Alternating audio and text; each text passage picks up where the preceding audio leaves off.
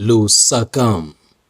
Zina mwanzika za dziko la Zambia zaonetsa kusakondwa komanso zadzudzula machitidwe aena mwa aneneri a Mulungu mdzikoli. Pachifukwa cha mliri wa coronavirus kapena kuti COVID-19 mwachidule, mipingo yakhala sikusonkhana kwa miyezi ingapo tsopano ndipo anthu akungokhala ku nyumba zawo ndi kumapemphera kumeneko.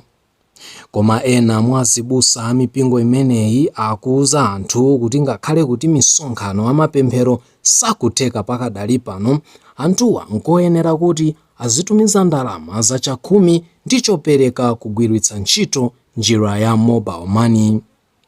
Koma ena sakugwana nayo nkhani imeneyi ndipo yawakhalitsa chopendeka kotero kuti ili mkamwa pali pano, ndipo ena akuti kumeneku nkungofuna kudya zawo opusa.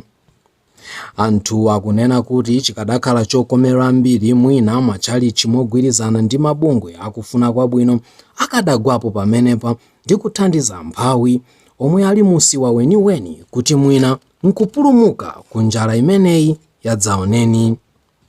Ndipo ena nkumati bwanji anthu sakutengera zitsanzo za anthu ngati woyimba uja wa ku dziko la Malawi Patience Namadingo, emwe iye ndi gulu lake akuvula anthu osiyanasiyana m'mavuto awo kugwiritsa ntchito nzeru zawo.